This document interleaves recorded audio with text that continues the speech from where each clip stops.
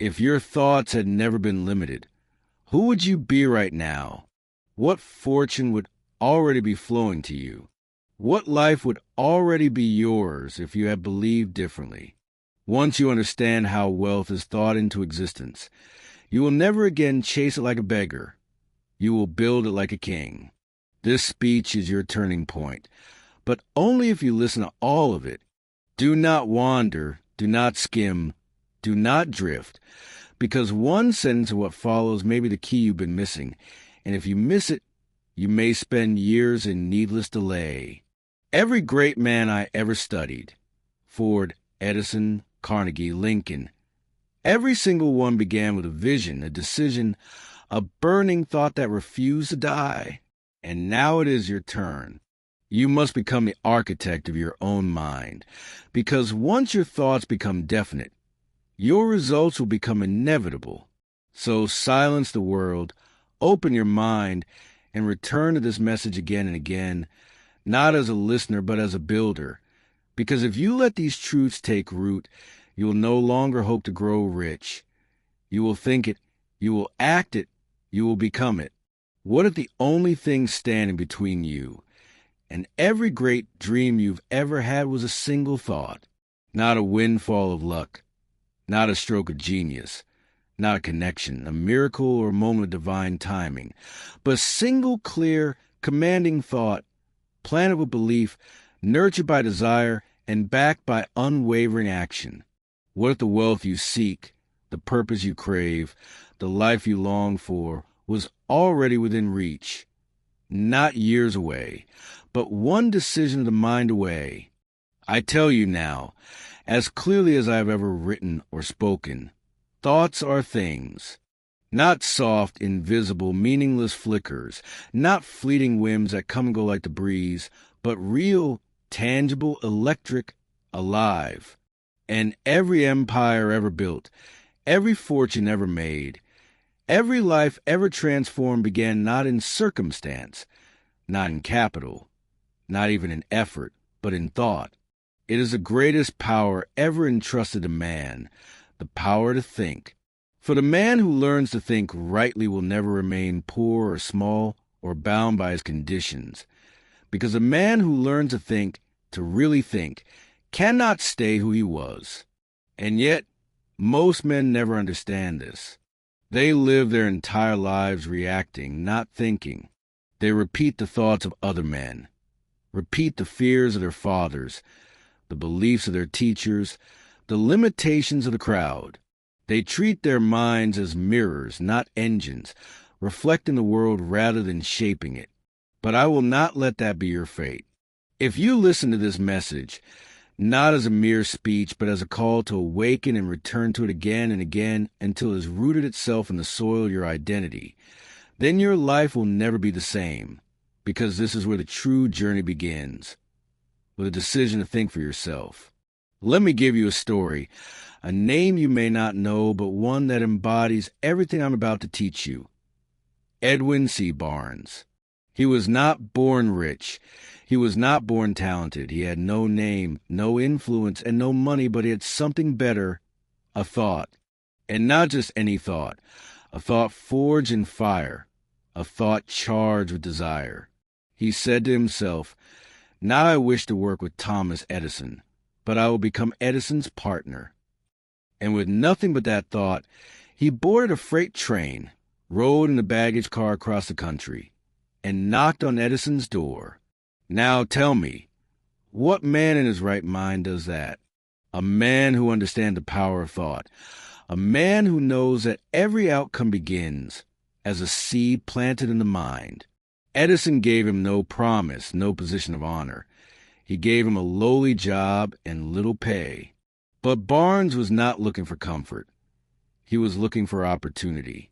And when it came months later, in the form of a new invention Edison had built, Barnes moved with such decisiveness, such fire, that Edison made him what he had once only imagined, a partner. The freight car dreamer became a business partner to the greatest inventor in the world, not by chance, not by luck, not by inheritance, but by the power of thought charged with desire. Now understand me well. Barnes had no advantage. He had only what you now have, the power to choose your thought, to feed it, to believe in it, to act on it with such persistence that the world must bend. The great tragedy of most lives is this. Men think weakly. They wish, they hope, they dabble, they say maybe someday, and wonder why the gates of fortune never open. But the universe does not respond to weakness. It responds to decision. It responds to belief. It responds to the man who has chosen his thought and aligned his entire being behind it. Barnes had no reason to believe he could succeed, except that he chose to believe it. That is what separates the man who merely dreams from the man who builds. Thought, backed by desire, fueled by belief, made real through action. This is the alchemy, and every man listening to this now holds the same gold within. Let me make this unmistakably clear. Wealth does not begin in your pocket. It begins in your imagination. Success does not come first to your hands. It comes first to your mind. What you picture, you pursue. What you repeat, you believe. And what you believe consistently, persistently, emotionally becomes who you are. That is why you must return to this speech, not once but daily, not casually but intentionally, because repetition is not a luxury. It is the master key. No man was ever transformed by hearing truth once. You must feed it into your mind again and again until it rewires your instincts, reshapes your standards, and burns the old identity to ash. This is not merely a video. It is a mirror, a weapon, and a blueprint, but only if you use it. So hear this again. You become what you think. You attract what you believe. You build what you decide. You grow rich, not by circumstance, but by the control of your thoughts. Return tomorrow and the next day and the next. Listen until you are no longer the same man who pressed play, because that is where true riches begin. Not with money in your hands, but with fire in your mind. What do you want? Not vaguely, not someday, not more money, better health, greater freedom. I ask you again, with fire this time, what do you want so badly that it keeps you awake at night? What do you want so fully that you would give up every excuse just to hold it in your hands? What do you desire so deeply, so vividly, that you would walk through fire to bring it into the world? If you do not know, you will never move. If you are unsure, the world will remain unmoved. If your desire is soft, your results will be invisible, because the first truth every man must accept is this. Desire is the starting point of all achievement, not a mild preference, not a passive wish, not a gentle interest in self-improvement, but a burning, pulsating, all-consuming desire, so definite, so clear, so fully formed in the mind that the entire universe bends in its direction. Let me give you the example that history can never erase. Henry Ford, a man with no formal education, a man whom the world called foolish, a man who believed something no one else dared to believe, that the automobile, once a plaything of the wealthy, could become the property of the common man. But this story is not about the Model T. It is about what came after. At the height of his ambition, Ford called his engineers together and declared, "I want an engine with 8 cylinders cast in one block." The engineers blinked. The room stiffened. "Impossible," they said. "It can't be done." Ford stared calmly and answered, "Produce it anyway." They protested again. He said, "Go ahead. Stay on the job until you succeed, no matter how much time is required." 6 months passed. Nothing. Another 6. Still failure. But Ford did not retreat. His desire was not a suggestion. It was a command, and because his will never wavered. Eventually those same engineers came back with what the world said could not be done. The V8 engine, born not from technical expertise alone, but from desire backed by decision. Do you see now? Desire is ignition, the spark, the signal that you are alive with purpose. Without it, no plan will stick, no habit will endure, no faith will grow. You will drift, you will delay, you will tell yourself lies about later. But once you decide, once you desire something so fully that it consumes your mind, you begin to move, and the world begins to move with you. I do not bring you philosophy. I bring you law, the same law that governed Ford, Edison, Lincoln, Schwab, and every man who ever pulled riches from the unseen into the seen. And this law says, whatever the mind can conceive and believe, it can achieve, but conception is not enough. You must believe it, and belief begins with desire. Now listen to me closely and write this down.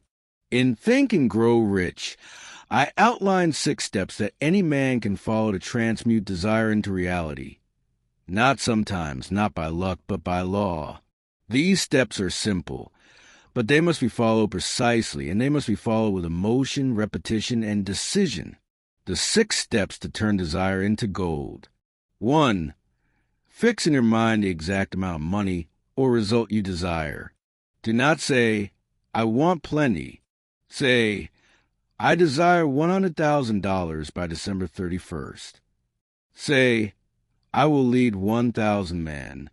Say, I will own my home free and clear. Be precise. Clarity is magnetic. 2. Determine exactly what you intend to give in return. Nothing comes without a price. You must sacrifice ease, excuses, indecision. If you wish to receive, you must first become a giver. Decide what work, service, discipline, or faith you will exchange for reward. 3. Establish a definite date by which you intend to possess it. Goals without deadlines are fantasies. Decide the time. Lock it in your subconscious. 4. Create a clear, concise statement describing what you intend to achieve, the time limit for its acquisition, and what you will give in return. This is your definite chief aim. This is your declaration to the universe. 5. Read your written statement aloud, twice daily, once in the morning, once at night. Speak it with belief, with vision, with faith. Do not read it like a chore. Read it like a man casting a spell upon his own mind, because that is exactly what you are doing. 6. See and feel yourself already in possession of the goal. Visualize it, walk in it. Let it live in you so strongly that the outer world has no choice but to rearrange itself around your belief. This is no parlor trick. This is no secret for the faint-hearted. This is work, mental work, emotional work, spiritual work. But I promise you this. If you do it daily, if you write the desire, speak the desire, see the desire, feel the desire, move toward a desire, then you will awaken something in you that is stronger than fear, stronger than fatigue, stronger than doubt.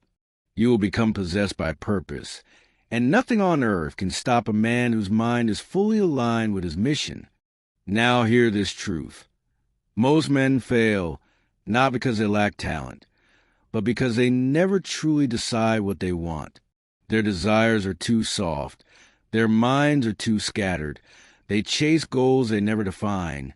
They wish for riches but never write the number. They want more but never decide how much, by when, and for what. And so life gives them more of the same. Confusion, delay, regret. But that will not be you, because from this day forward, you will treat desire as sacred. You will write it, you will speak it, you will feel it, and you will move toward it like a man who knows the world belongs to the bold. Desire alone is not enough. It must be backed by something stronger, and that is where faith and autosuggestion come in.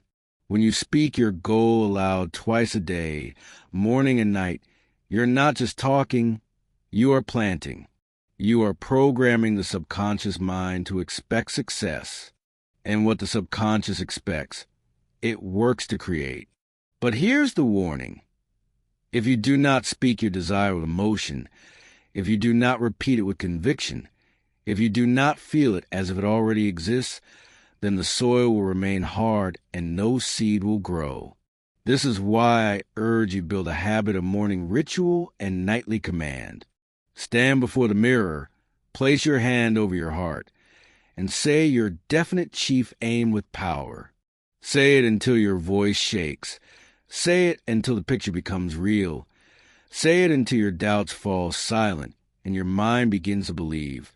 Because repetition plus emotion equals installation. Desire plus faith equals direction. Direction plus action equals transformation. So let me ask you again, not as a writer, but as a fellow builder of destiny. What do you want? Write it down. Speak it aloud. See it in your mind's eye, and let it burn in your chest like fire. Let it become more than a wish. Let it become a decision.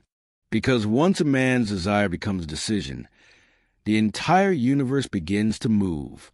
What is faith?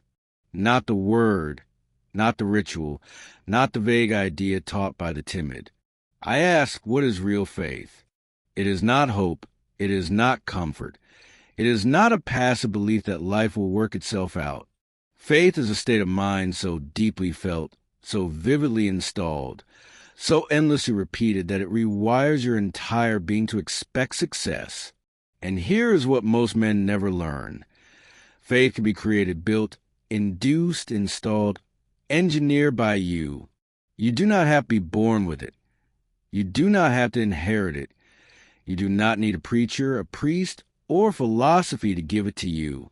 All you need is autosuggestion. Let us make this practical. Faith is not a miracle. It is a mechanism. It is created through the repetition of belief-backed words, spoken aloud with emotion, every morning, every night, until the mind begins to obey. Because the subconscious does not know truth from fiction. It only knows what is repeated, especially with emotion. Repeat weakness, and you believe you are weak. Repeat hesitation, and your life slows to a crawl. Repeat power, and power becomes your default. This is how the mind works, and this is how every man of power has built his empire from the inside out. Let me show you the story of Andrew Carnegie and the power of installed belief. Carnegie was not just a man of steel. He was a man of vision and faith. He did not begin with riches. He began with clarity. And more than that, he believed in his ability to achieve whatever he demanded of life. Not because someone told him so, but because he told himself so again and again until the belief sank into his very nature. But the true power of Carnegie was not only in what he achieved, but in how he taught faith to others. I sat with him, I studied him, I listened to him.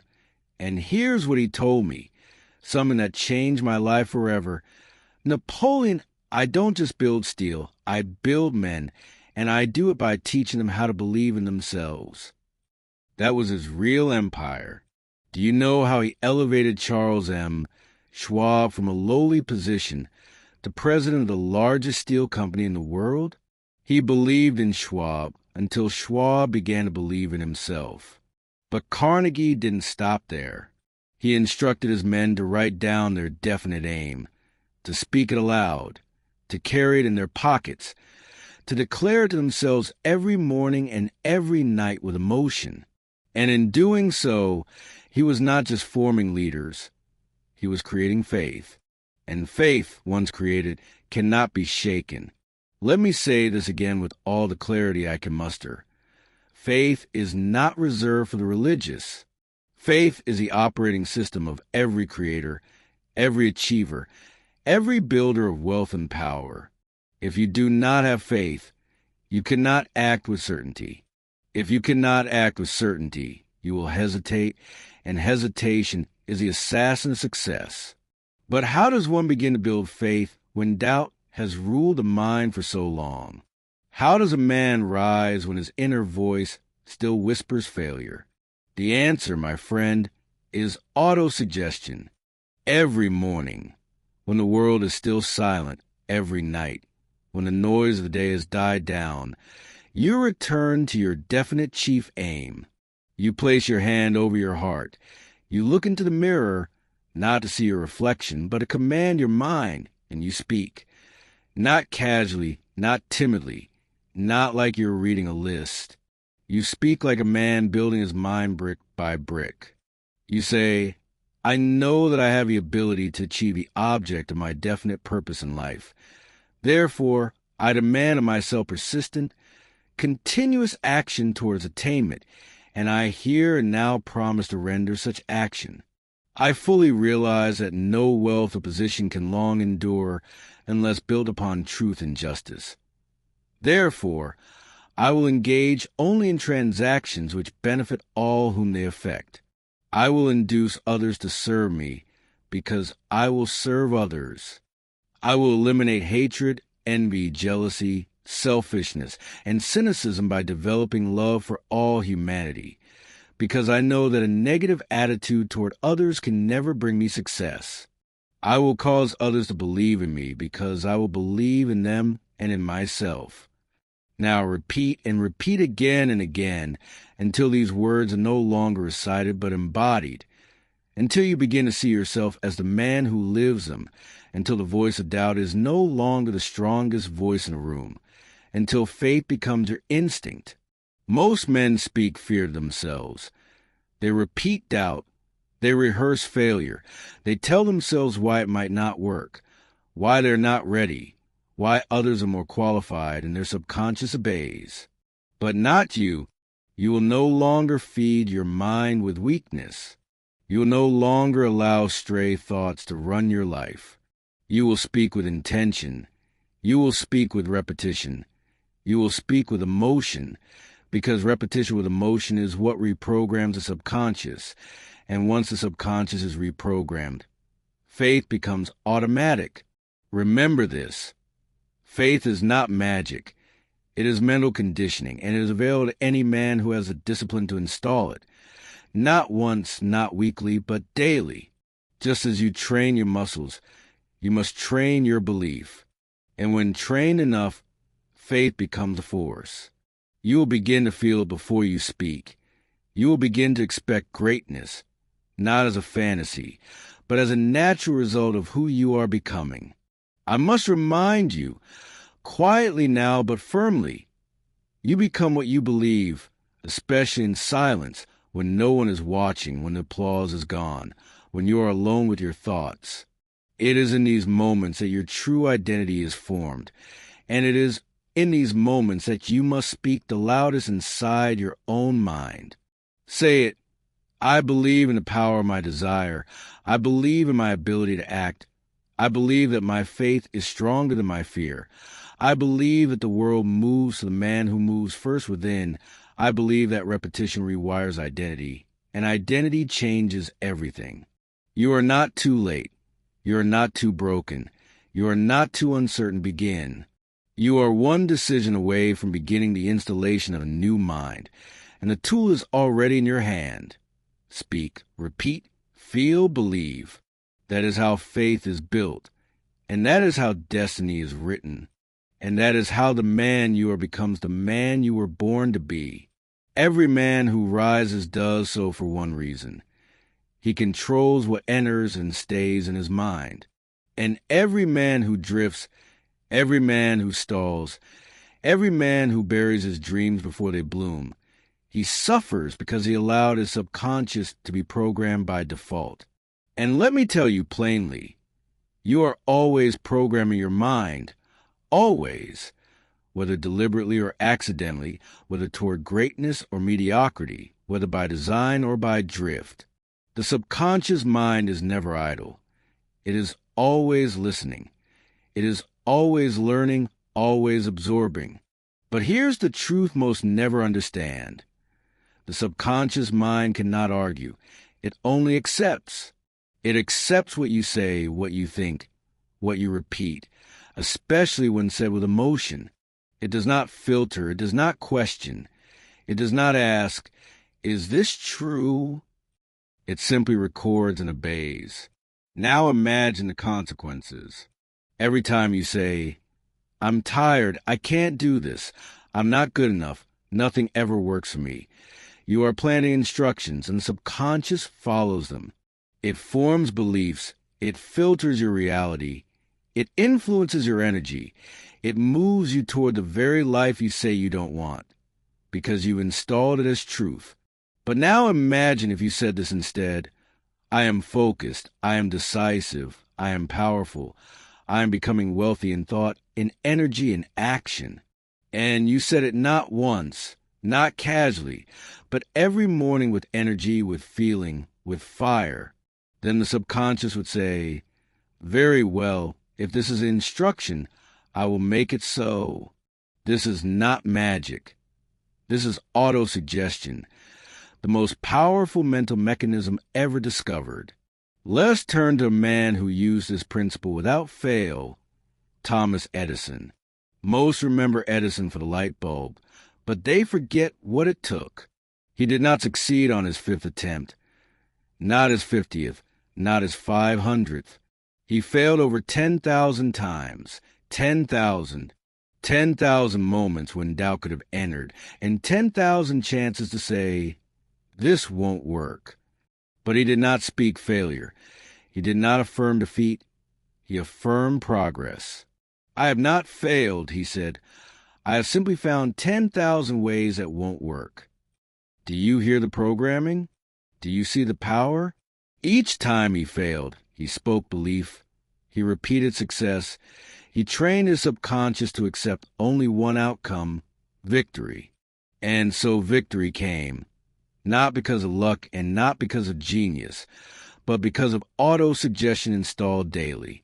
Now listen carefully. What you say in silence becomes what you do in public. You want to change your results? Change your internal dialogue, not once, every day. The man who reprograms his subconscious reprograms his destiny, because your subconscious is the gatekeeper behavior, and your behavior is your life. So how do you begin? Let me show you the method. It is simple but sacred. The speech ritual. Daily, write down your definite chief aim, not a vague goal, a clear, detailed vision. The wealth you want, the life you want, the man you are becoming. Include what you're willing to give. No riches come without value returned. I will give my full energy, my discipline, my focus. Add the date. A commitment must live inside time. By this date, I will have. Stated in the present tense, not I hope to become, but I am becoming. I possess the mindset of wealth. Read it aloud twice daily, once in the morning, once before you sleep, eyes closed, emotion high, voice steady, vision clear. Feel it. Emotion is the bridge to the subconscious. If you read it like a chore, you waste its power. Speak it like it's already yours. This is how you program identity. And identity governs everything. You will begin to feel the difference within days. Your thoughts will sharpen and your posture will shift. Your energy will carry weight. Not because the world changed, but because you did. Because you're no longer reacting to life. You are rewriting the internal script. You see, most men allow the world to program them. They listen to opinions. They rehearse memories of failure. They absorb fear from newspapers and gossip and pessimists. And they wonder why they feel tired, confused, hesitant. But you must be different. You must become the architect of your internal reality. And you do that through deliberate, emotional, repeated autosuggestion. This is not passive affirmation. This is not hoping. This is engineering, and repetition is your tool. Let me remind you, any idea, plan, or purpose may be placed in the mind through repetition of thought. Think and grow rich. The subconscious cannot resist what is repeated with feeling, and once the subconscious accepts a new identity, it will do whatever it takes to make it real. Let me give you words to use. Speak these aloud if you dare. I am the designer of my destiny. I repeat success until it becomes natural. I am not waiting, I am installing. Every word I speak is a blueprint for my subconscious. Every repetition is one step closer to becoming who I am meant to be. My mind obeys me. My body follows. My results reflect my internal command. These are not suggestions. These are instructions. You are not asking. You are programming. And remember, autosuggestion is not an event. It is a ritual. You will not speak it once and become unstoppable, but speak it daily. Speak it emotionally. Speak it with faith, and you will become inevitable. This is how I built my mind. This is how Edison persisted, how Ford believed, how Carnegie envisioned, not through motivation, but through daily, repeated, emotional command of the mind. That is what separates those who try from those who rise. So I say this to you now. The subconscious cannot argue, but it will obey. And the only question left is, what orders are you giving? Speak wealth, repeat discipline, install certainty, and become the man who no longer reacts but commands, the man who doesn't drift but declares, the man who doesn't wish but repeats until he becomes. Now rise, speak, repeat, install, become. Knowledge is only potential power. It becomes power only when and if it is organized into definite plans of action and directed to a definite end. There is a myth that destroys more dreams than failure ever could, a quiet deception that whispers into the ears of the ambitious and tells them, if I just learn more, I'll succeed. But let me warn you plainly, general knowledge is not power. Reading endlessly, studying broadly, collecting facts like trophies, this does not create wealth. Power belongs to the man who can apply what he knows. Power belongs to the man who can take knowledge and use it with precision. Power belongs to the man who organizes knowledge toward a definite goal. You can read every book in a library. You can quote philosophy. You can memorize theory. But you cannot apply that knowledge to a definite chief aim. You are no closer to riches than a man who is illiterate. Let me take you now to the story of a man who proved this truth beyond doubt. Henry Ford. Ford had little formal education. He could not tell you the square root of 379. He could not explain ancient history.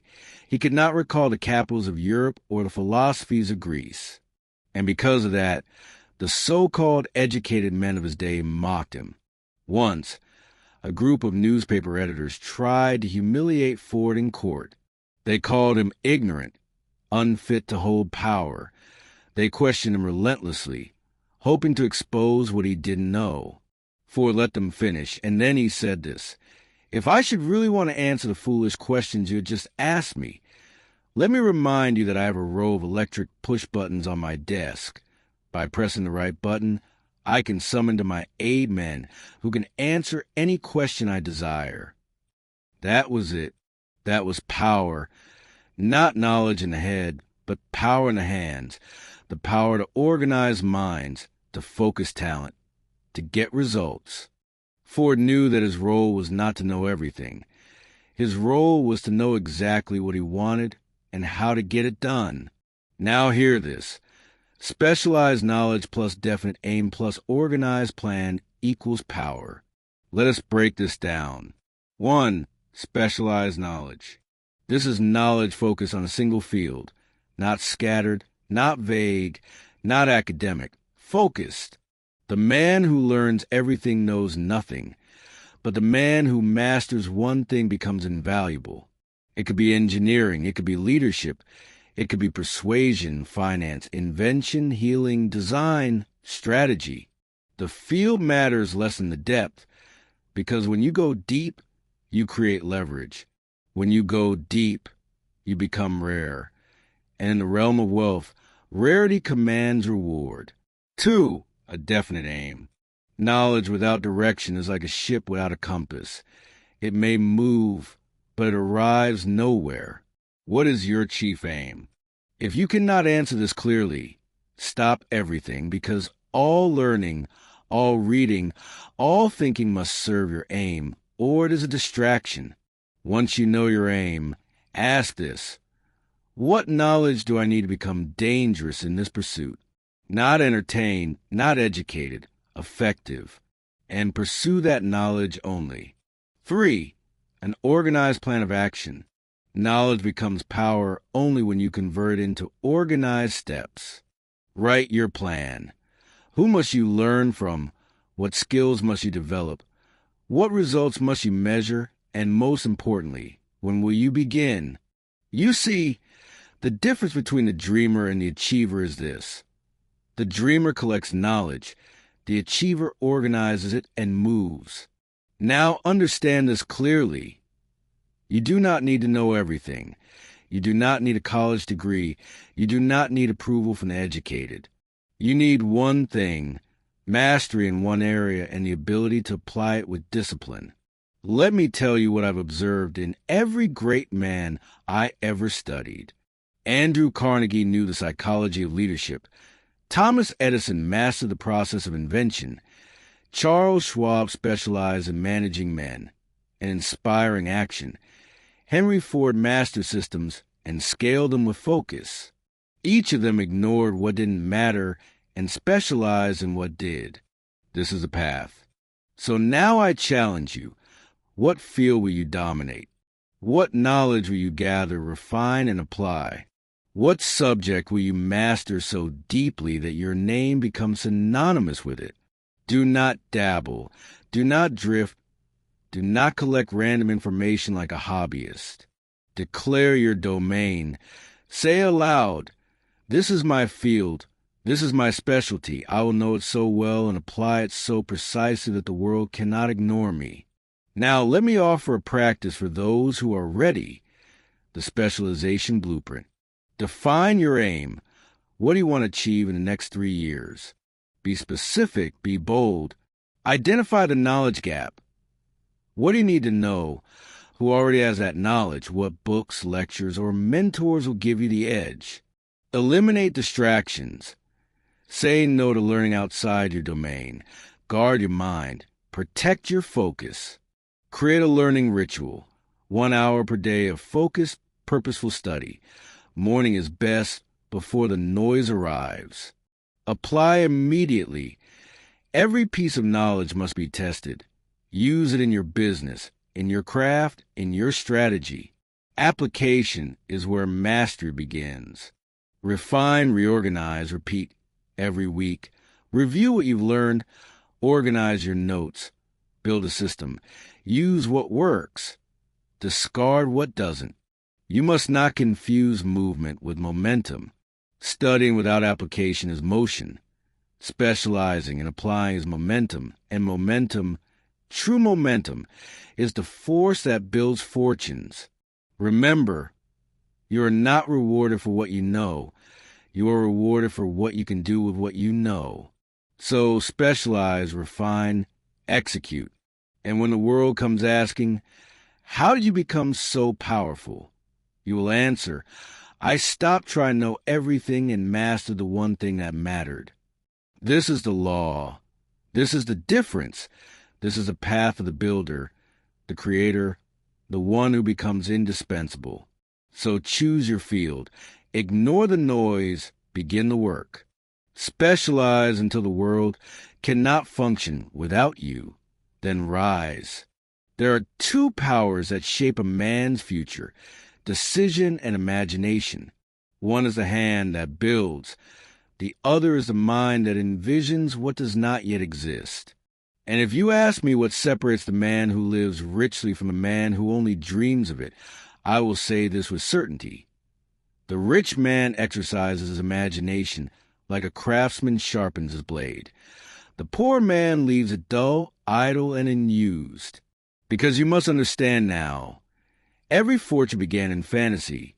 Every enterprise, every invention, every empire, every world-altering idea, all of it was once nothing more than a thought, a whisper, a vision in the private chambers of a man's imagination. You must know there are 2 types of imagination, and both are useful when directed. The first is synthetic imagination.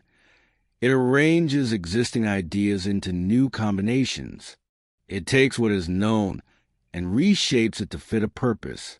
This is the imagination of the builder, the strategist, the one who improves, who reconfigures, who multiplies. Henry Ford used synthetic imagination when he combined known mechanics to produce the assembly line, something the world had never seen, from parts the world had long known. It is practical, tactical, reliable, but it is not enough, because the world does not just reward the man who builds from parts. It elevates the man who creates from nothing, and that requires the second type, creative imagination. This is the rarest power on earth. It is the faculty by which man taps into the invisible, the great reservoir of infinite intelligence, the realm of intuition, of inspiration, of ideas that arrive not by logic but by revelation. You do not think up these ideas. You receive them. They come when you are still. They strike when you are open. They arrive like flashes. And they are never wrong when backed by faith. Let me tell you a story of a man who knew this power intimately. Charles M. Schwab. Schwab began as a simple worker, nothing more than a man among men. But within him was a vision. He imagined a steel empire, one that would outscale every competitor, dominate the market, and reshape the industry. He imagined factories that move with mechanical precision. He imagined operations coordinated across states and continents. He imagined leaders empowered, systems refined, productivity multiplied beyond all precedent. And most of all, he imagined men being led, not managed, inspired, not instructed. He saw in his mind, over and over, day after day. He saw it before it was built. And so, when Andrew Carnegie placed his trust in him, when the U.S. Steel Corporation was formed, it was not by accident. It was not luck. Schwab had already built it in his imagination. What the world witnessed was not a miracle. It was a manifestation, because the mind sees it before the hands can build it, always. So I ask you now, what are you imagining daily? If I could see the visions in your mind, would I find wealth, power, service, mastery, or would I find fear, drift, scarcity, delay? Because hear me, your imagination is a workshop, but most men let it become a wasteland. They imagine failure. They rehearse doubt. They fantasize escape. They picture defeat. And they wonder why their lives reflect the same. But you, if you are here, still listening, still building, you must treat your imagination as sacred ground. Imagination is muscle, and like any muscle, it must be trained, it must be exercised, fed, and honored. And so here's what I advise, what I command. If you're truly ready to grow rich, schedule time to imagine. Do not leave it to chance. Do not wait for inspiration.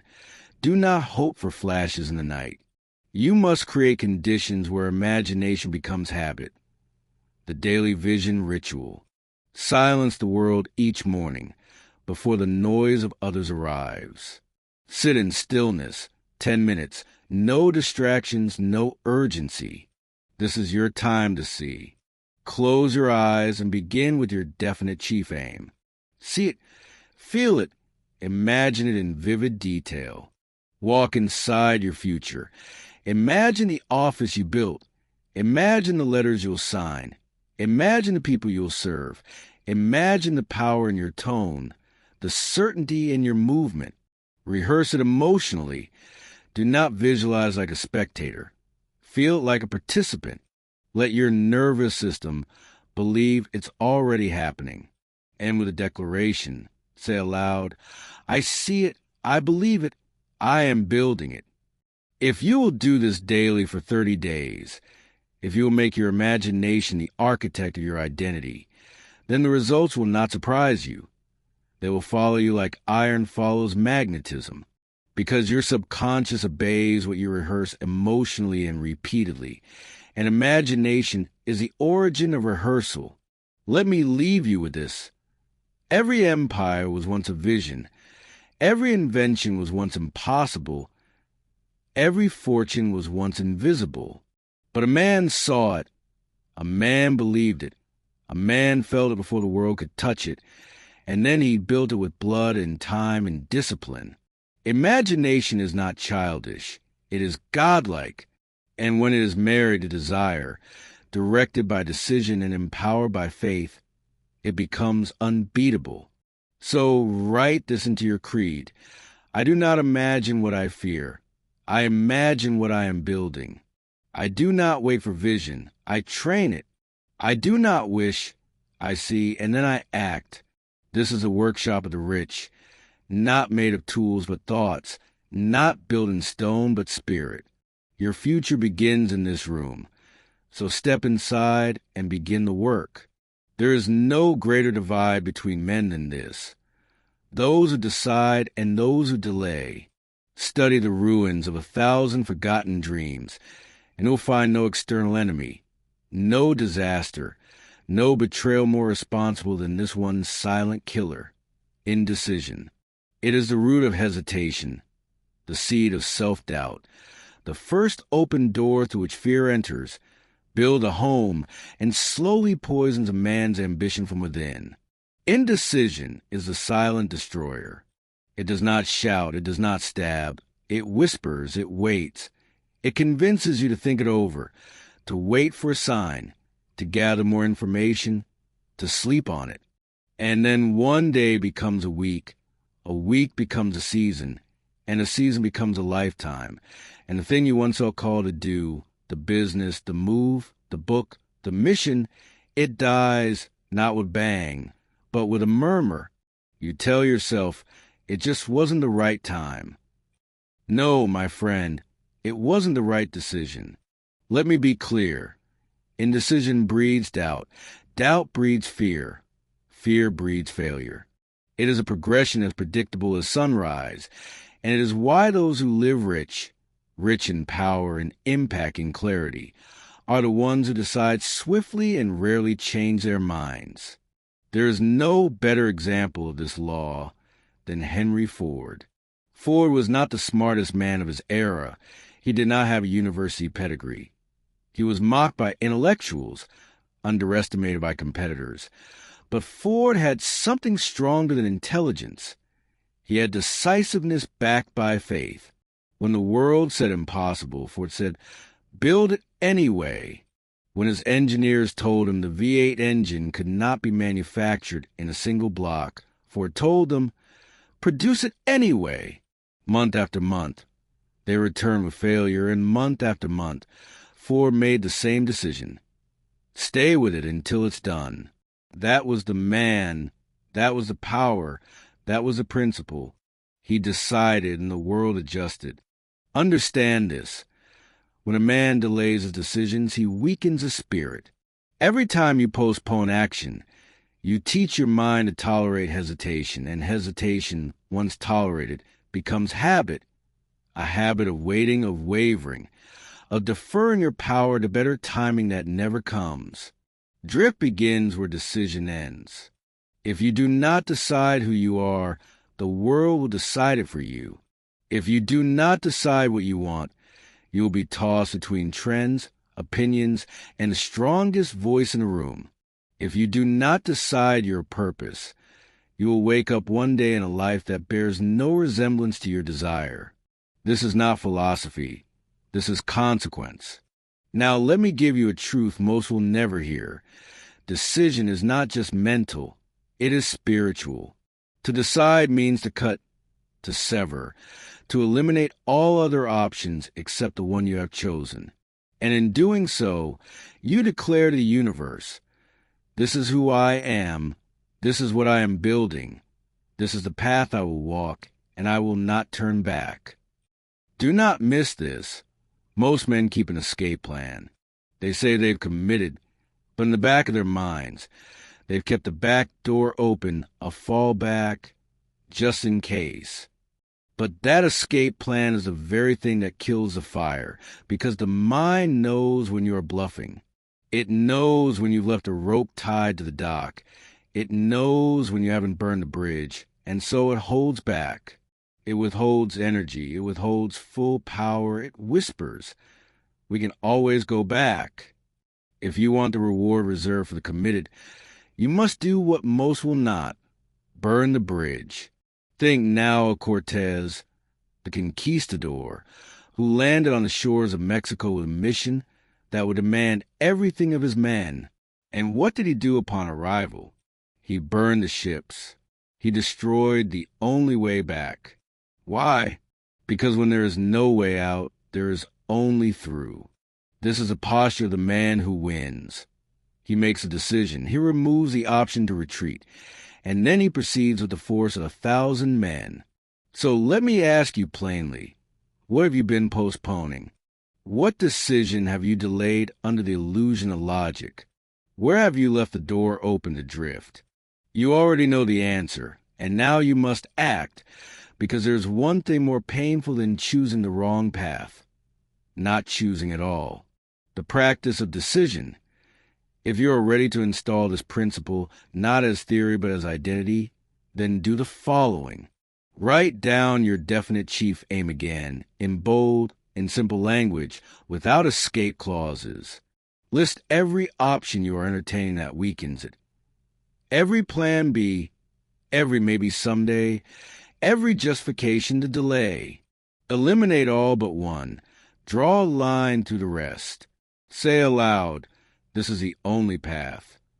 Burn the bridge, cancel the subscription, delete the distraction, send the message, make the investment, tell someone who will hold you to it.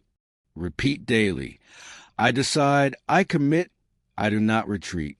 This is how the rich think, and this is how the great rise, not by waiting for certainty, but by creating it. Decision is the first step toward mastery. It is the door you walk through to leave fear behind. It is the sword that severs your past from your future. And once the decision is made, the mind follows, the body obeys, the world adjusts. Let me leave you with this. The man who delays his decisions will live a life designed by others, but the man who decides fully, fiercely, finally, becomes a force too strong to ignore. I do not wait, I decide. I do not drift, I commit. I do not retreat, I burn the bridge. And I do not change my mind unless growth demands it. There is a rare trait found in every man who moves the world. It is not brilliance, it is not talent, it is not even discipline alone. It is persistence, the quiet, ruthless refusal to quit. Persistence is not born, it is built. It is not given, it is earned. It is not motivation. It is decision in motion long after the emotions have faded. And let me tell you now, with the authority of experience and the echoes of every great man who ever lived, quitting is a habit, but so is staying power. You've heard the man who changed the world with light, Thomas Edison. But what you may not know is how many others quit long before the bulb ever burned. Edison had assistants, bright, eager minds, talented hands, men who saw the vision at first until the failures mounted. One failure, 10, 100, 1,000. At some point, they turned their backs. They called it impossible. They walked away. But Edison, he stayed. 10,000 failures, still he stayed. And because he persisted, he succeeded. That's the lesson. It wasn't the most talented who crossed the finish line. It was the one who refused to stop walking. Let this truth pierce you. Most people fail, not because they lack talent, but because they quit just before the miracle, just before the door opened, just before the compound interest of effort revealed its reward, just before the world was about to bend in their favor. They let go, they slowed down, they said, "It's not working," and turned back without ever realizing how close they were. And here's the danger. Once quitting becomes acceptable, it becomes easy. Understand this. The mind remembers what you tolerate. Every time you quit, even in secret, your subconscious records it, and it starts to believe, I don't finish things. I can't keep going as hard. I give up. That belief becomes identity. That identity becomes limitation. And that limitation becomes your life. But here's the power. Persistence is also a habit, and once trained, it becomes unbreakable. You must begin to rewire your mind to associate difficulty with forward motion. When it gets hard, you double down. When it gets heavy, you lift anyway. When it feels pointless, you press on. This is the posture of persistence, not perfection, not constant motivation, but movement no matter how it feels. Think of a stone cutter. He strikes the rock 100 times, and it does not crack. But on the 101st strike, the rock splits in two. Was it that final blow that broke it? No, it was every blow that came before it. Persistence is not glamorous. It is not praised. It is not applauded. But it is the law.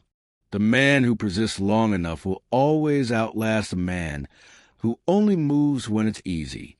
Let me be direct. You do not need more motivation. You need a higher threshold for boredom, for repetition, for silence, for days when the results are invisible and still you show up. Because that's what persistence is. It is consistency without applause. It is grit in the absence of praise. It is faith that what you're building is real, even when you can't see it yet. Ask yourself now, what have I quit in the past? What did I stop just before it could become something? Where did I let go because I wasn't feeling it anymore? And you know the cost. So the question is, will you keep repeating that pattern, or will you forge a new one? Build the habit of following through. Let's make it practical now. If you are ready to install persistence into your very nature, this is what you must do. 1. Commit small but fully. Don't just commit to the grand vision. Commit to the daily brick. If your goal is to write a book, your job is not the whole book. Your job is a page today. Write it, even when it's bad, especially when it's bad, because that is what persistence looks like. 2. Keep a victory journal. Each day, write down what you followed through on, even the smallest act, even when your emotions screamed. Don't. This is how you train your subconscious to believe. I am a man who finishes. I am a man who does what he said, especially when he doesn't want to. 3. Repeat the identity. Say this aloud. I persist. I do not stop. I finish what I start. I walk through resistance. I do not negotiate with weakness. Say it with emotion every day, morning and night. You are not merely repeating words. You are installing identity. 4. Embrace the dip. There will come a point, always, when the work feels stale, when the results feel slow, when the excitement has vanished. This is the dip, and most men quit there. But not you. You lean in. You push through. You stay long enough to rise on the other side, because you know the dip is a place where most men die, and the persistent man is the one who walks out with gold in his hands. 5. Treat resistance as a signal to continue. When you feel like stopping, say to yourself, this is the resistance. This means I'm close. This is my sign. Keep going. Because the enemy always shows up when the miracle is near. Remember this. Edison succeeded because he persisted. Ford broke through because he persisted. Carnegie built an empire because he persisted. They were not superhuman. They were just the last men standing. So be the last man standing. Be the one who outlasts the resistance. Be the man who does not stop until it is done. Your life will be built not in the flash of genius, but in the repetition of effort. Every day you show up when it's hard. You cast a vote for the man you're becoming. And one day, the world will call you unstoppable, but you'll know the truth. You were never unstoppable. You were just persistent. Say this with me now. I do not stop. I do not fade. I persist until the job is done, and I do it again tomorrow. That is how the rich are made. That is how you rise. And that is how you finish. No man ever became great alone. Not truly and not wholly, not without a mind beyond his own power. Real power is not isolated. It is multiplied through the alignment of minds, through the fusion of belief, and through the brotherhood of a shared aim. Let this truth settle deeply into your understanding. The mastermind is the unseen force behind every towering fortune, not because others do the work for you, but because two aligned minds are more than twice as powerful as one. Let us return to the man who gave me my mission, Andrew Carnegie. You may know the name, you may know the steel, you may even know the fortune, but do you know the secret? Carnegie did not rise alone. He did not hold every answer. He did not pretend to know everything. Instead, he summoned minds to his cause, a small circle of visionaries, builders, believers. They called it the Council of Power. It was a group of men so deeply aligned in aim, so rich in faith, that their collective belief became an unstoppable current. And from that council, one man rose who would later command entire industries, with nothing more than his presence: Charles M. Schwab. He was not the most educated, not the wealthiest, not the loudest, but he believed, he listened, he absorbed, he multiplied, and he became a giant because he stood in the presence of men who thought in giants' terms. Here is the law. Environment is more powerful than will. You may have great ideas. You may have burning desire. You may even have clarity of purpose. But if you walk daily among men who ridicule ambition, who mock discipline, who laugh at your vision, eventually their influence begins to rot your conviction. You cannot build a cathedral with the council of termites. You must surround yourself with strength, with conviction, with men who hold you to your higher self, not your comfort. I ask you now, who do you think with? Who do you share your goals with? Whose words shape your internal weather? Because I will tell you something I have seen ruin many great men.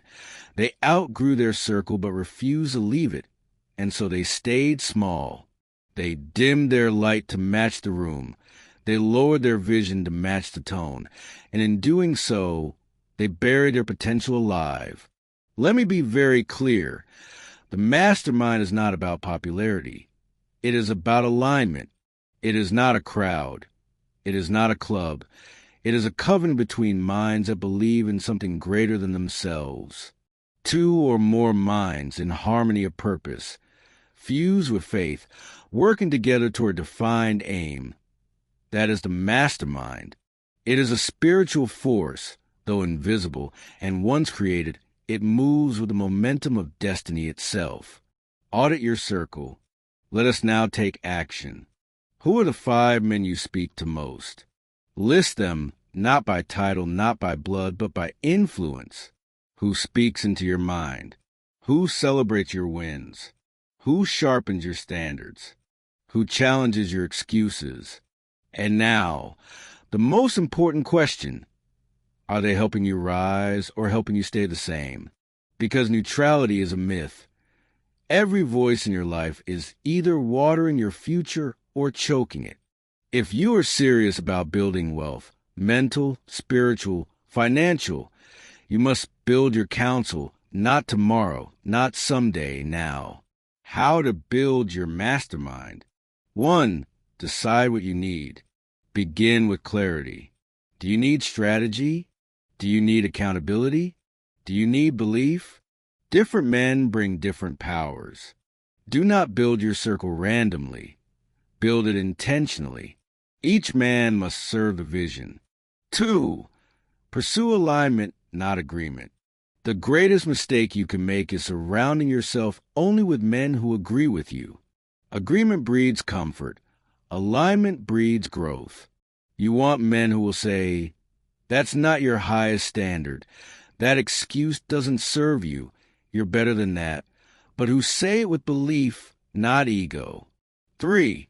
Bring something to the table. If you want to sit at a table of greatness, you must bring value. That may be discipline. That may be clarity. That may be energy, encouragement, or vision. Do not show up empty-handed. Power is attracted to power. You do not need to be wealthy to join a mastermind. You need to be committed. That commitment, when real, will magnetize other committed men to you. 4. Protect the vibe at all costs. One negative voice in a mastermind can poison the well. One insecure man can pull the group into ego, into complaint, into mediocrity. The mastermind must be sacred, not soft, not safe, but sacred, a place where visions are spoken aloud, where identities are forged, where weakness is exposed but not accepted. Guard the circle. It is the source of your momentum. Let me leave you with this. Your destiny is shaped not just by what you think, but by who you think with. Edison had his team. Ford had his engineers. Carnegie had his council.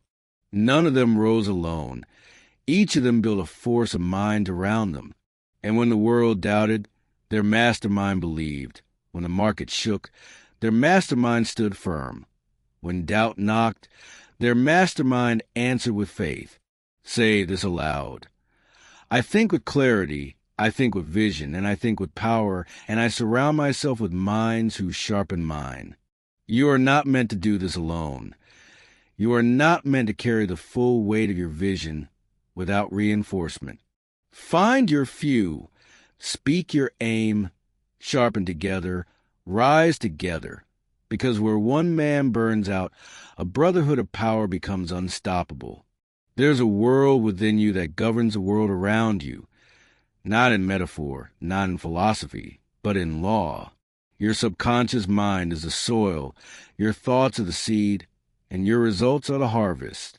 Whatever you plant through repetition, through emotion, through belief, will grow, whether that be riches or ruin.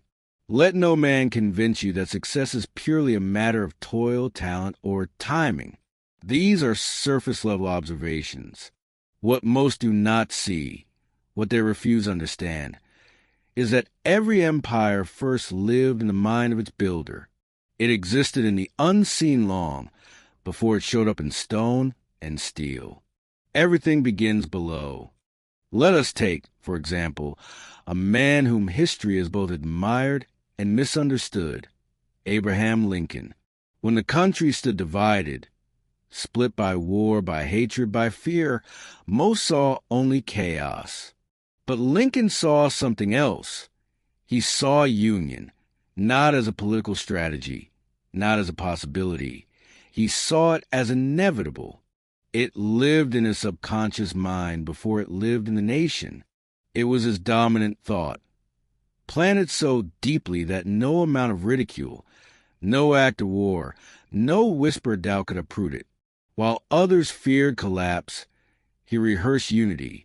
While others spoke of retreat, he repeated belief. And in doing so, he channeled from that invisible realm the infinite intelligence, a wisdom, a clarity, a power that carried the soul of a broken country toward healing. He did not do it alone, but it started within. Understand this. The subconscious mind does not argue. It accepts what you feed it, especially when repeated with emotion, whether true or false, helpful or harmful. It does not discriminate. It does not debate. It downloads. And once something is downloaded long enough, loud enough, consistently enough, it becomes your operating system. It becomes your reflex, your instincts, your identity.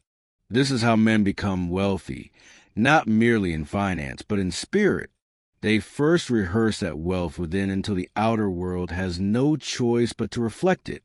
But I must issue a warning. Most men allow their subconscious to be programmed by accident. They listen to the wrong voices.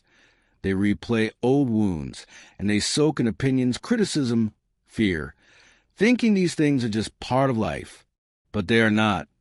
They are inputs, and inputs become identity. Garbage in, failure out, clarity in, power out. Let us bring this into practicality. There are only 3 tools you need to master your subconscious: repetition, emotion, focus.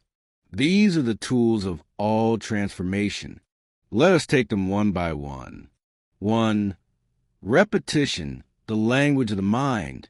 Whatever you repeat, your mind accepts as law. Not because it's proven, not because it's earned, but because it's familiar. The subconscious mind is not persuaded by logic. It is persuaded by exposure.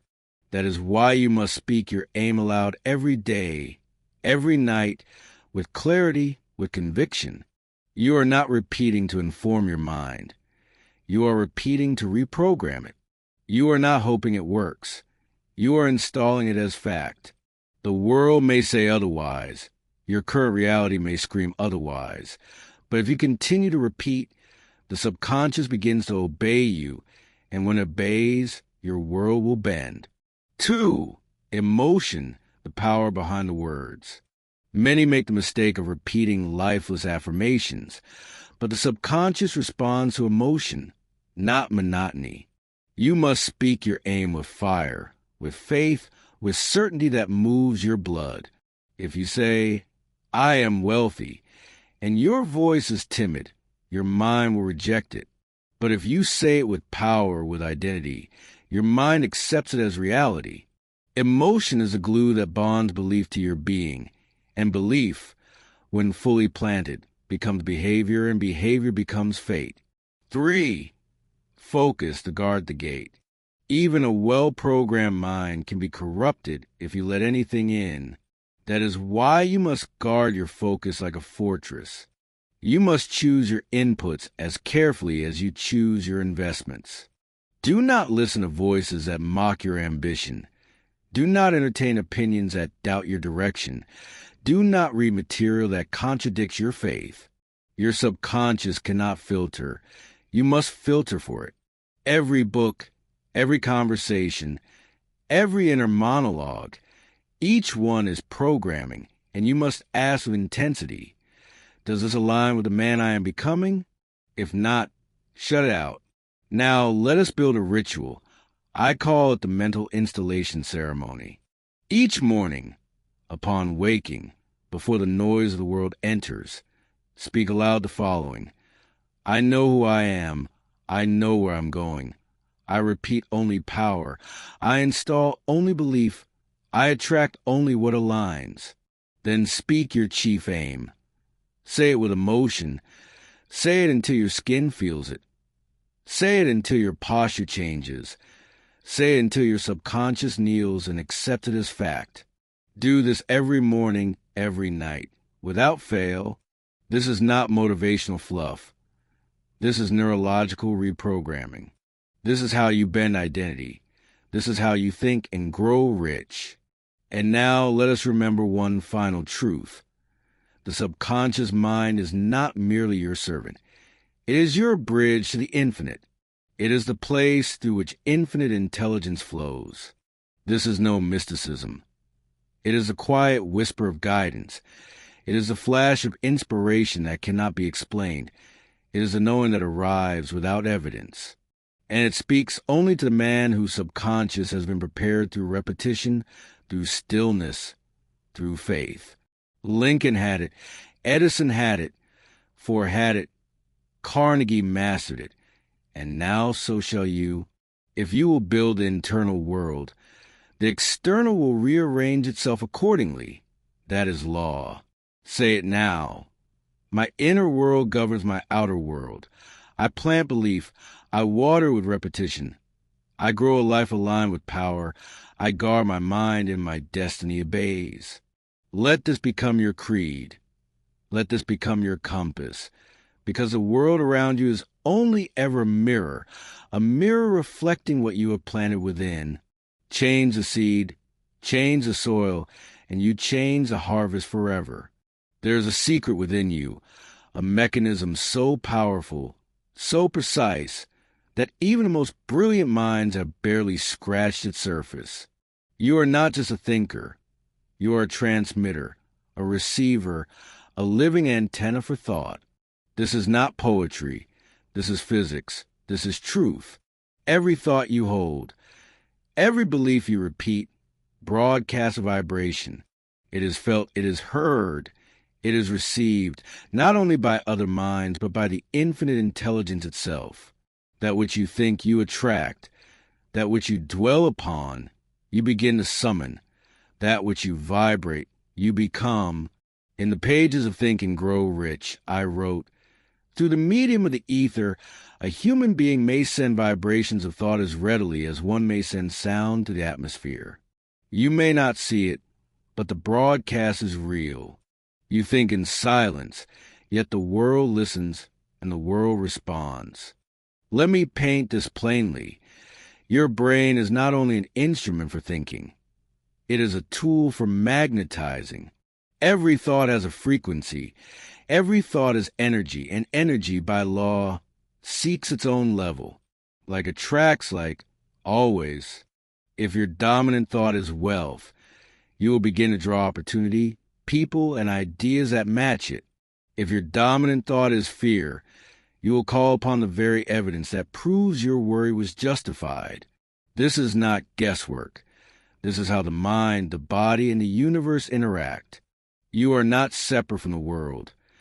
You are linked to it through vibration. Let me give you a concrete image. Imagine the brain as a radio tower. The thoughts you think are the signal. The emotions you attach to them are the amplifier. The clarity of your desire is the frequency. The results you experience are the echo of your own vibration. Most men send out weak, broken, conflicting signals, and so they receive noise, confusion, struggle. But the man who thinks clearly, with intention, with repetition, with faith, he becomes a magnet for the very life he envisions. Think now of the men who have shaped the world. Henry Ford. He repeated his vision of an affordable automobile so often, with such emotion, that not even the disbelief of his own engineers could interfere with his signal. He didn't just build a machine. He transmitted a belief until the world had to match it. Thomas Edison, who carried in his mind the certainty of the electric light long before the physical prototype had ever worked. 10,000 failed attempts could not change his frequency. Why? Because his dominant vibration was belief, and the universe will always obey the man who refuses to shift from his aim. These men did not just invent. They aligned. They became living broadcasts of their vision, and the world tuned in. Now let me tell you a truth few will ever understand. You do not attract what you want. You attract what you are. Desire alone is not enough. You may want wealth, but if your vibration is doubt, you will attract struggle. You may want love, but if your vibration is need, you will attract distance. You may want power, but if your vibration is fear, you will attract weakness. You cannot fake your frequency. The subconscious mind will always broadcast the truth of your beliefs, and the ether, the invisible network that connects all things, responds only to vibration, not to empty wishes, not a weak hope, but to the dominant thought of your being. So the question becomes, what are you vibrating? What thought holds the highest emotional charge in your mind? Is it faith or fear? Is it clarity or confusion? Is it, I will, or what if I can't? That vibration is your current address, and every result in your life is being mailed there. Change the signal, and the destination changes. Let me offer you this law. The mind that holds a single dominant thought with faith and repetition will attract circumstances, people, and ideas that align with it without fail. This is not mystical. It is mechanical. The brain becomes a magnet when it holds its signal long enough, clear enough, and strong enough. But most men change the channel every day. One moment they believe, the next they doubt. One moment they repeat their vision, the next they scroll through the opinions of others. One moment they affirm success, the next they rehearse fear. Their broadcast is chaotic, and chaos attracts chaos. But the man who holds a line, the man who thinks with consistency, the man who refuses to let go of a signal, he becomes the most dangerous force on earth. Let me give you the daily ritual. Each morning, As you begin your day, ask yourself, what is the signal I am broadcasting today? If it is anything less than power, clarity, and purpose, change it. Speak your chief aim aloud. Repeat it with emotion. Visualize it as complete. Feel it in your breath, in your spine, in your walk. Hold it and keep holding it. Do not change the station every time fear whispers. Do not tune into failure. Do not dial down your vibration to match the opinions of the world. The world does not dictate your signal. You do. And when your vibration becomes stronger than your environment begins to rearrange itself to match your vibration. Say this now. I am a transmitter. I am a receiver. I do not attract what I want. I attract what I am. I align my mind. I clarify my signal. I become what I broadcast. Let those words become your code, because thought is not passive. It is power in motion. The man who learns to think with precision, who vibrates with belief, can bend the unseen to shape the visible. You must not just think. You must broadcast, and you must broadcast only what serves your vision. Faith, clarity, definiteness, and purpose. These are your frequencies. Tune to them daily, unshakably, and the world by law will tune itself to you. There is a chamber in the mind that few ever enter. It is not reached by logic. It is not accessed through memory, nor forced open by intellect. It cannot be summoned by books or study, nor unlocked with frantic effort. And yet, it is real, it is powerful, it is your final gateway to the infinite. This chamber is called the sixth sense. It is the silent nudge, the unseen voice, the hunch that proves true, the whisper that knows what reason cannot explain. You have felt it before, but perhaps you did not recognize it, or worse, you dismissed it as coincidence. But I am here to tell you, this sense is no superstition. It is not fantasy. It is not fiction. It is the summit of all higher faculties, the crown jewel of the mind, the culmination of faith, autosuggestion, decision, and persistence, all working in harmony. And when awakened, it becomes your greatest guide. Let me tell you a story, one that has never left me. In the years when I was writing Think and Grow Rich, I discovered a method, one that I did not learn from any man, but one that arose from silence, desperation, and deep concentration. Each night, before retiring, I would enter a quiet state of thought, and there, within the sanctum of my imagination, I began to call upon a council of men, giant of history and industry. I called this exercise my invisible counselors. Each man was chosen for a reason. Lincoln for moral courage, Carnegie for steel resolve, Edison for invention, Ford for persistence, Darwin for curiosity, Napoleon for strategy. I would speak to them, not in fantasy, but in focused inner dialogue.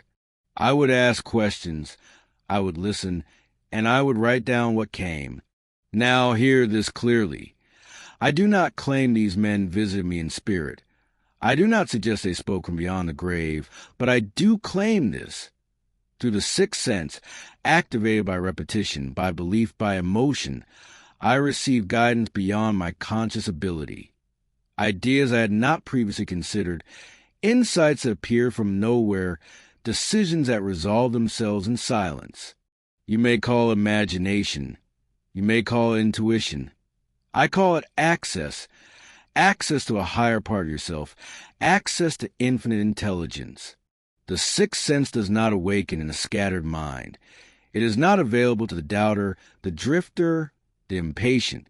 It reveals itself to the one who has earned it, the one who has cultivated desire, installed belief, practiced decision, built persistence, repeated his chief aim daily. When these elements combine, something marvelous occurs. You begin to receive not just from your own thoughts, but from the space between thoughts. Ideas begin to arrive without strain. Solutions present themselves without force. You say the right words at the right time, and you do not know how. That is the sixth sense in motion. It is the whisper of the infinite to the mind of a prepared man. Let me speak to you plainly. You are not alone in this world. You are not an island of thought isolated from all others. You are surrounded by intelligence, by memory, by unseen law. Your role is not to invent your destiny from scratch, but to tune into it, using the instrument of your higher faculties. And the highest of them all, the final stage of mastery, is intuition governed by principle. Now, how does one develop this sacred power? You begin by honoring silence daily, without fail. Create for yourself a sacred time, a place, a posture. Let there be no distraction, no noise, no interference. And in this state, you do not beg, you do not grovel, you ask calmly, confidently. You ask, what is the next step? What must I become? What is the truth of this decision? What does my higher self require of me now? And then you listen without expectation, without force. Sometimes nothing will arrive. That is fine. The power is not always in the answer. It is in the practice of asking. Because every time you return, your awareness sharpens, your sensitivity deepens, your vibration rises, and the sixth sense begins to stir. Eventually, you will notice something curious. Your instincts become more accurate and your timing improves. Your decisions feel guided not by impulse, but by something wiser than reason. You begin to trust your own inner voice, not the voice of emotion, but a higher knowing. And when this happens, you will know the sixth sense has awakened. Say this with me now. I honor silence. I ask, I listen, I receive. My mind is open, my intuition is guided. I am ready. Repeat it again to feel it as truth, because this practice, though quiet, is one of the greatest sources of power ever known to man. It is the force behind the great inventions of Edison, the bold moves of Ford, the quiet certainty of Lincoln. These men were not just thinkers, they were listeners. They did not merely reason, they received. And you must too. Let me leave you with this instruction. Create a nightly council. Choose the men or women you admire most. Assign each one a quality you wish to cultivate. Enter silence. Speak to them. Ask questions, listen, record what arises. Over time, you will begin to experience what I did. The feeling of being guided, not by fantasy, but by the part of you that is connected to the infinite. This is the sixth sense. It is not superstition. It is a reward of alignment, faith, desire, repetition, autosuggestion. All of them are roads leading here. And when you arrive, you will no longer feel alone in your pursuit, because you will know you are backed by more than willpower. You are aligned with infinite intelligence itself. So begin to practice. Enter silence. Ask and listen. Your next breakthrough, your next invention, your next transformation is already waiting. Now let us continue. There is a silent war within every man. Not a war of swords nor bullets, but of beliefs. And this war is not waged in the world. It is waged in the mind. It is the war between progress and paralysis, between boldness and hesitation, between faith and fear. And fear is the oldest, most cunning enemy you will ever face. It wears many faces, it speaks many languages, but it always whispers the same message. You are not enough. I call these whispers the six ghosts of fear, and unless you destroy them, they will haunt your dreams, delay your decisions, and keep you small long after you've acquired the knowledge to succeed. Let me name them now.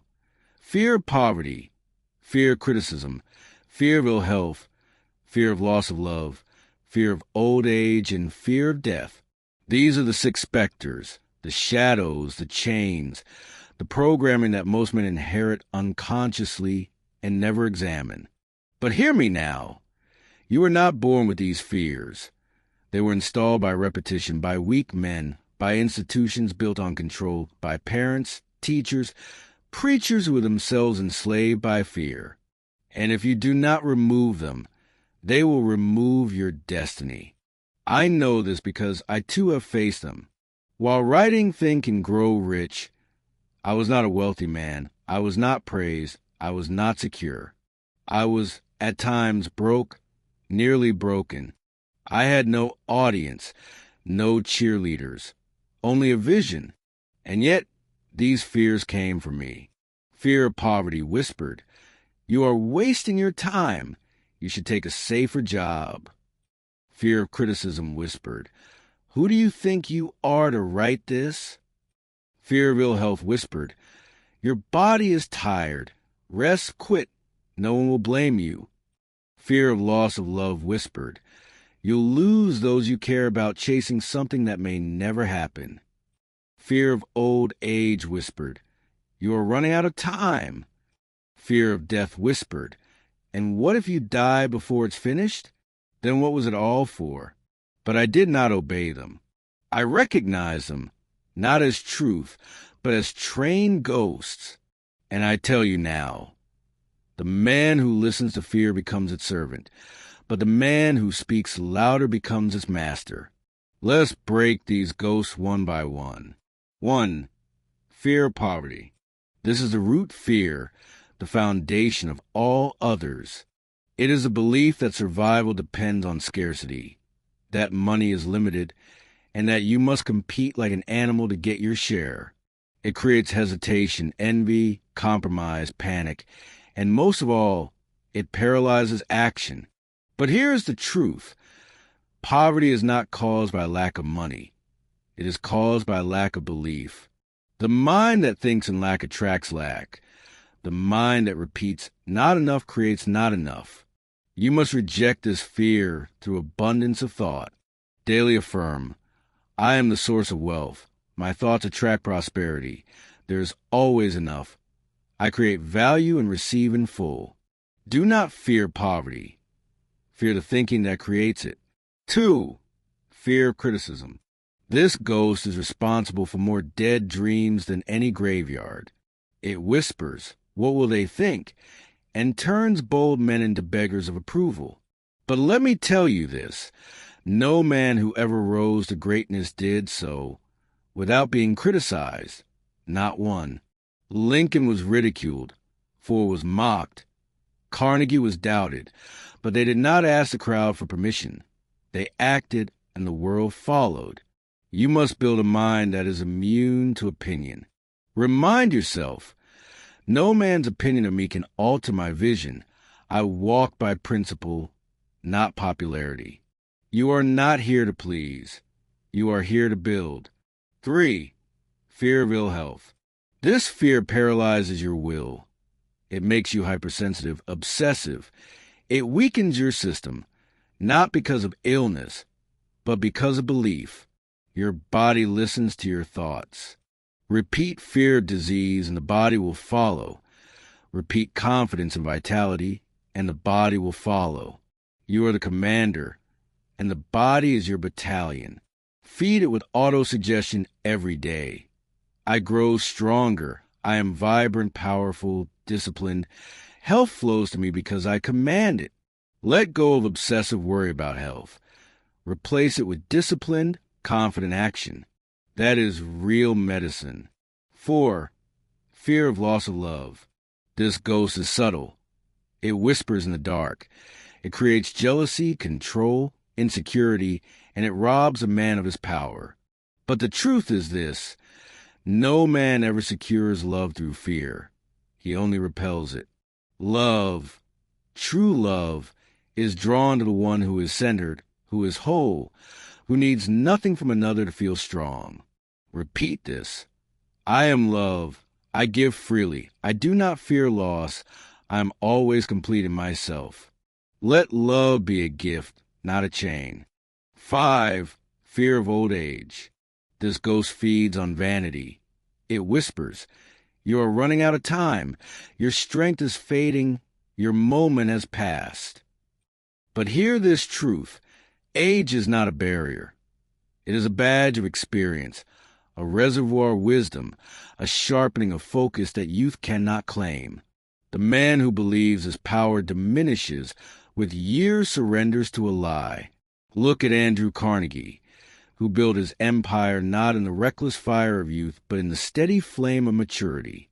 Look at Benjamin Franklin, who reshaped nations and invented solutions well into his later years. Age does not limit. It refines. The only thing that ages a man's potential is a belief that he is too old to begin. Reject this fear with defiance. Repeat daily. I grow stronger with every year, my mind sharper, my purpose clearer, my resolve unbreakable. Time is my ally, not my enemy.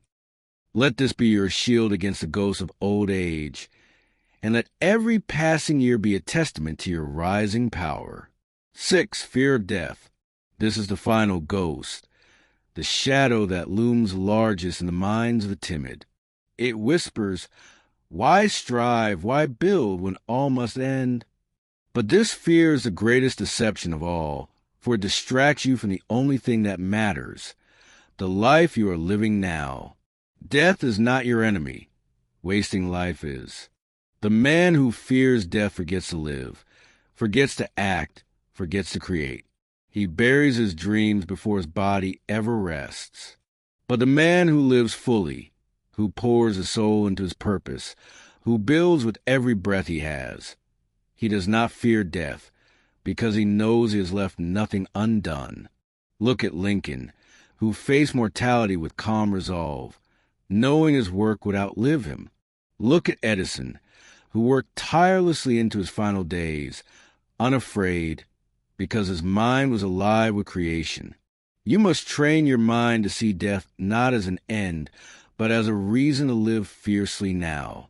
Say this aloud. I live today with full power. I create without hesitation. I leave a legacy that outlasts me. Fear of death cannot touch the man who has decided to make every moment count. Now, let me speak to you with the urgency of truth.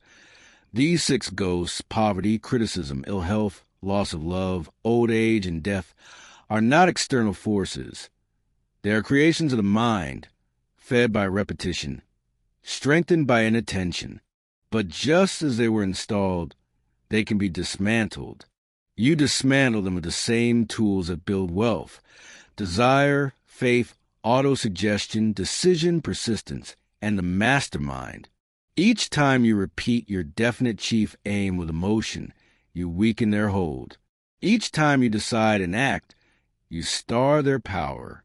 Each time you align with men who believe in your vision, you silence their whispers. And each time you listen to the 6th sense, you rise above their reach entirely. This is a final law. Fear is a habit, but so is courage. You must choose which habit to feed. The man who grows rich, rich in wealth, in spirit, in impact, is the man who refuses to let fear write his story. He does not negotiate with doubt. He does not compromise with hesitation. He does not bow to the ghosts that haunt lesser minds.